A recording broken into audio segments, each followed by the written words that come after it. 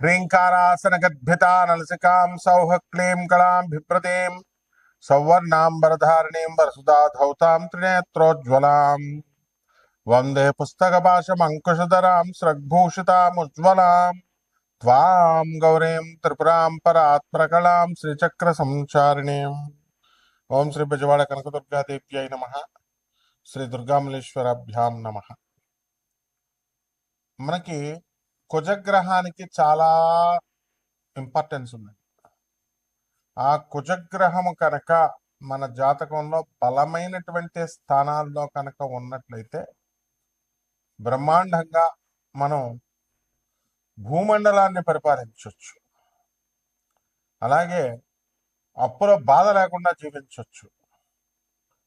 ఒక military commander, martial, అలా brigadier ఇలాంటి పోస్టులు పొందొచ్చు. అలాగే హోమ్ మినిస్టర్ అవ్వచ్చు. ఫైర్ ఎక్స్టింగ్విషర్లో సుప్రీం పోస్ట్ పొందొచ్చు ఆ డిపార్ట్మెంట్లో. అదేవిధంగా రియల్ ఎస్టేట్లో ఒక టాప్ లెజెండ్స్గా మారచ్చు.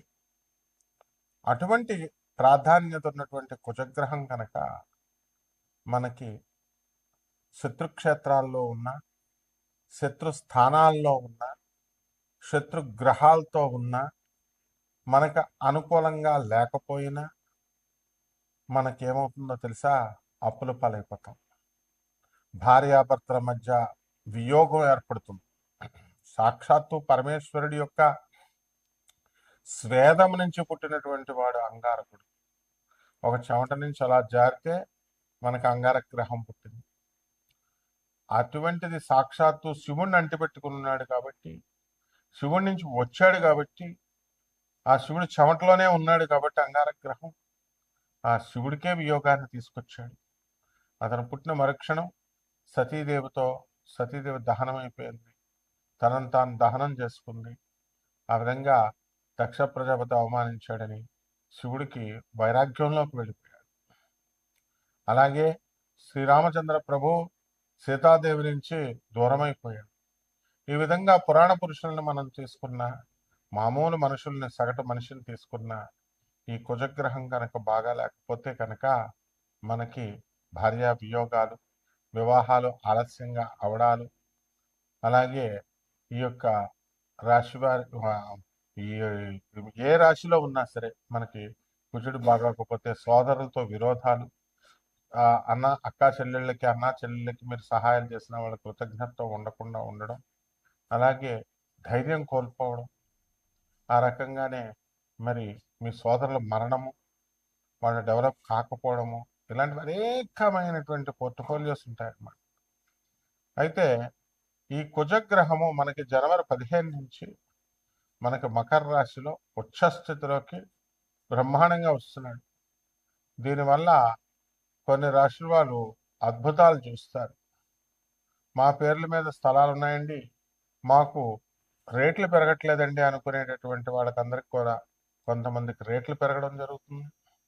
అదేవిధంగా స్థలాలు మేము అమ్మాలని ఎంతగా ప్రయత్నిస్తున్నామండి, కానీ అమ్ముడవట్లేదండి అంటాడు. కుజుడు స్ట్రాంగ్ ఉంటే మిమ్మల్ని ఎలా అమ్మనిస్తాడు? ఆయన మేము క్షమాన్ని కోరుతాడు. అందువలన అమ్మనివ్వకుండా స్థలాన్ని మీకు ఉంచుతాడు. ఈ రకంగా అనేకమైనటువంటి మ్యాజిక్స్ని కుజగ్రహం చేయగలుగుతుంది. కాబట్టి అటువంటి కుజగ్రహము మనకి జనవరి 15, 2026 సంవత్సరం నుంచి మకర రాశి ప్రవేశం చేయడం, అలాగే మనకి ఫిబ్రవరి 24వ తేదీ వరకు కూడా మనకి అక్కడే ఉండడం మకర రాశిలో అద్భుతమైనటువంటి మార్పుల్ని మన జీవితాల్లో ద్వాదశ రాశి వారికి తీసుకొస్తుంది.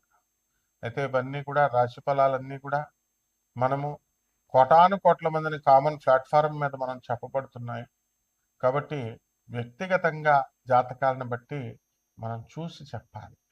ఎలా మీకు ప్రమోషన్ వస్తుందా, అసలు మీకు ఉద్యోగం వస్తుందా, చదువులో ముందుకు వెళ్ళగలుగుతారా, అసలు ఈ వివాహాలన్నీ కూడా ఆగిపోతున్నాయి, ఆలస్యం అవుతున్నాయి. నోటి దగ్గరకు వచ్చి రియల్ ఎస్టేట్ వాళ్ళంతా కూడా మనకి అమ్మడానికి పార్టీలు ఒక 10 రోజుల నుంచి మేము డీల్ చేసామండి, కానీ మాకు అంటుకోవడం లేదండి, వాళ్ళు జారిపోతున్నారండి అనేటటువంటి వాళ్ళు, వివాహాలు, ప్రేమ వివాహాలు, వీళ్ళంతా కూడా మేము వెళ్తున్నామండి, కానీ అక్కడ ఈ ప్రేమ వివాహాలు ఫెయిల్ అవుతున్నాయండి. ఏమండి మేము అమెరికాలో ఉన్నామండి, మరి శుక్రమూఢం అన్నారండి మీరు ఫిబ్రవరి 1, 2026 వరకు కూడా. కానీ అయినా సరే ఆ పెళ్లి కూతురు ముందుగా మనం మాట్లాడుకుందాం అని అంటుందండి. కాబట్టి మా అబ్బాయిని పంపించమంటారా, పంపిస్తే అవుతుందా? ఇలాంటి అనేకమైనటువంటి సందేహాలు అందరికీ ఉంటాయి. శుక్రగ్రహం మనకి ఇది చేస్తుంది ఏమిటి, ఈ యొక్క వివాహ వ్యవస్థని డామినేట్ చేస్తుంది. కానీ కుజగ్రహం ఉండడం వల్ల మనకు అనేకమైనటువంటి ధైర్యంతో మనం పనులు చేయడం ఇవన్నీ జరుగుతాయి.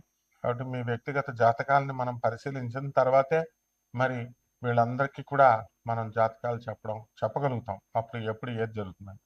అయితే ఎవరినైనా జాతకం అడగాలి అని అనుకున్నప్పుడు ఇదివరకు కాలంలో గురువు గారండి అని చెప్పి చక్కగా ప్రేమతో గురువు గారిని అడిగేవారు. పాతకాలం గురువులంతా కూడా మా గురువు గారు మధుకృష్ణ శాస్త్రి గారు, మరి అలాగే శకుంతలాదేవి గారు, వాళ్ళంతా వచ్చేవారు. బెంగళూరు వెంకటరామన్ గారు, వీళ్ళంతా మా గురువు గారి దగ్గరికి సశాస్త్రీయంగా సహేతుకంగా మేము మా గురువులకు కృతజ్ఞతలతో చెప్పాలి. ఎందుకంటే అంత చక్కగా శాస్త్రబద్ధంగా మా గురువులు చెప్పేవారు. మరి అటువంటి డిసిప్లిన్ అనేది గురువుల దగ్గర నుంచి వస్తుంది. కాబట్టి మా గురువు గారి దయ వల్ల మనకి డిసిప్లిన్ అనేటటువంటిది మనకు రావడం జరిగింది. కాబట్టి పాపం జాతకం తెలుసుకోవాలని చాలా మందికి ఆశ ఉంటుంది. కానీ ఇప్పుడు కమర్షియల్ అయిపోయింది పాపం. మరి వీళ్ళు కూడా బతకాలి, జనం కూడా అలాగే తయారయ్యారు. డబ్బులు గురుగారి చేత ఫ్రీగా చెప్పించుకుందామని తప్ప అసలు మరి ఛానల్ కెమెరామ్యాన్లకి జీతం ఎలా వెళ్తుంది, ఛానల్కి జీతం ఎలా వెళ్తాయి, యాంకర్లకు జీతం ఎలా వెళ్తాయి, కరెంటు బిల్లులు ఎవరు కడతారు, అద్దెలు ఎవరు కడతారు, ఇవన్నీ ఎవరు చూడరు. అంతేకాకుండా టైటిల్స్ ఎలా పెట్టారండి, అలా పెట్టారండి, ఏమండి ఇలా చెప్పారండి అని సలహాలు ఇవ్వడానిక మనం ఫోన్ నెంబర్లు ఇచ్చేది? మీరు తెలుసుకోండి, లబ్ధి పొందండి. అలాగే ఈ యొక్క మోడర్న్ సైన్స్ మనకు వచ్చింది. మోడర్న్ సైన్స్లో మనం ఐఐటి మద్రాస్ నుంచి పిహెచ్డి చేయడం వల్ల ఫిజిక్స్లో చక్కగా మనకి నాన్ కమర్షియల్ బేసిస్తో అందరికీ జ్యోతిష్యం అందుబాటులోకి రావాలి, ఫోన్లే పాపం తెలుసుకుంటారన్న ఉద్దేశంతో మనం చెప్పడం జరుగుతుంది.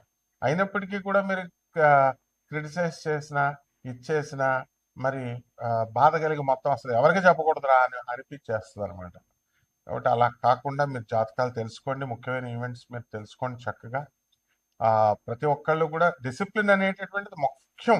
ఫస్ట్ ఆ డిసిప్లిన్ ఇచ్చేదే కుజుడు అనమాట. ఇప్పుడు జుట్టు ఎక్కువ పెంచుకున్నారనుకోండి, కుజుడు అంగీకరించడు. ఇలాంటి ట్రిక్స్ ఉంటాయి, అందుకు గురువు కావాలి. అంతేగాని ఊరికనే జాతకం ఏమండి నేనే మనం జాతకం చెప్పేస్తామండి, వీళ్ళకంటే నాకే బాగా తెలుసండి. ఒక ఆవిడ చెప్తుంది యుఎస్లో ఉండి, నేను జాతకాలన్నీ నాకు తెలుసండి. తెలియడం కాదమ్మా, నీ గురువు ఎవరో తెలియాలి. నీ పొజిషన్ ఫస్ట్ పాయింట్. నీ గురువు ఎవరు? గురువు విజ్ఞానం లాగా ఈ మామూలు సైన్సెస్ లాగా నేర్పరు.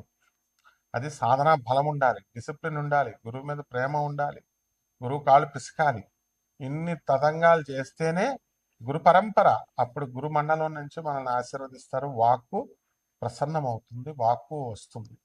కాబట్టి 12 రాశుల వారికి కూడా ఈ యొక్క కుజగ్రహ మార్పు వల్ల ఉచ్చ స్థితిలోకి వచ్చినటువంటి మకర రాశిలోకి వచ్చినటువంటి కుజగ్రహ ప్రభావం వలన 12 రాశుల వారికి ఒక్కొక్క రాశి వారికి ఏ విధంగా ఫలితం ఉంటుందో మనం చూద్దాం.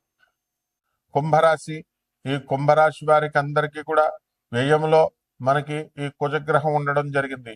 అందుకనే వివాహాలు కావాలనుకునేటటువంటి వాళ్ళందరూ కూడా మ్యారేజ్ మీరు ఎలియన్స్లకు వెళ్తారు, మ్యాట్రిమోనియల్స్ వాళ్ళకి డబ్బులు ఖర్చు పెడతారు, తెలిసిన వాళ్ళందరికీ వెళ్తారు, కానీ వివాహాలంతా కూడా దగ్గరికి వస్తాయి, కానీ వివాహాలు కావు. కాబట్టి మ్యాట్రిమోనియల్స్ ఇవన్నీ కూడా అనవసరంగా ఖర్చు పెట్టుకోకండి.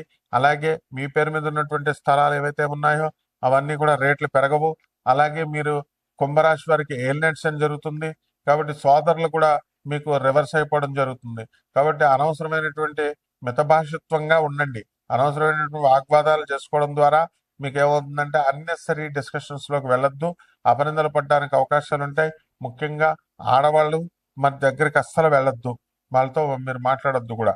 అలాగే మీ పేరు మీద ఉన్నటువంటి స్థలాలన్నీ కూడా రేట్లు పెరగాలని ఉన్నా కొనేటటువంటి వాడు దొరకడు. బ్రోకర్లను నమ్ముకోకండి. వాడు ఏదో చెప్పి మొత్తం మీద కొనాలని అనుకుంటే కనుక ఏదో చెప్పి మీకు ఏదో అంటగట్టేస్తాడు, and you will be put in problems. కాబట్టి ఈ రాశి వారికి ఎవరికైతే ఉద్యోగాల కోసం ప్రయత్నిస్తున్నారో అటువంటి వాళ్ళకందరికీ కూడా ఉద్యోగాలు అనేటటువంటివి దొరుకుతాయి, ఆదాయాలు బాగానే పెరుగుతాయి. కాకపోతే ఖర్చు బ్రహ్మాండంగా పెరుగుతుంది.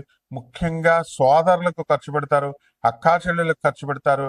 కానీ వాళ్ళందరూ కూడా మరి మీకు చేసిన హెల్ప్ చేసిన రెసిప్రికేషన్ చేసినా చేయకపోయినా మీరు బాధపడద్దు. అలాగే ఈ కుంభరాశి వారు చక్కగా గురుడు పంచమ స్థితిగతుడై ఉన్నాడు కాబట్టి ఇల్లు కొంటారు, స్థలాలు కొంటారు. ఇవన్నీ కూడా పరిహారాల దగ్గరికి వచ్చేసరికి ఏలినాటి శని జరుగుతుంది కాబట్టి శని జపం చేయండి, శని స్తోత్రాలు చదవండి, శనికి కిలోంపావు నల్ల నువ్వుల్ని నల్లని వస్త్రాన్ని పేద బ్రాహ్మణులకి శనివారం నాడు ఉదయం 8 గంటలకు దానం చేసుకోండి. దశ మహావిద్యల్లో ఒకటైనటువంటి మహాకాళి అమ్మవారి యొక్క హోమాన్ని మీరు చక్కగా జపం చేసుకోండి, హోమాన్ని చేసుకోండి. కేవలం ఈ పూజలు ఇవన్నీ చేసేస్తే సరిపోదు. పేదవారికి, అనాథలకి, వికలాంగులకి, సాధువులకి దానాలు చేసుకోండి. ఏదో ముష్టేస్తున్నట్టు 10 రూపాయలు వేస్తే సరిపోదు. మీరు ప్రపోర్షనేట్ గా ఎంత ఆనర్ గా మీరు జీతాలు పొందుతున్నారో, మీరు వ్యాపారాల లాభాలు తీసుకుంటున్నారో, పేదవారిని కూడా వికలాంగుల్ని అంత గౌరవంగా చూసుకొని మీరు ఇవ్వాలి. 10% ఇవ్వాలి ప్రతి నెల కూడా. ఈ విధంగా చేసినప్పుడు మాత్రమే మీకు యోగిస్తాయి. శుభమస్తు.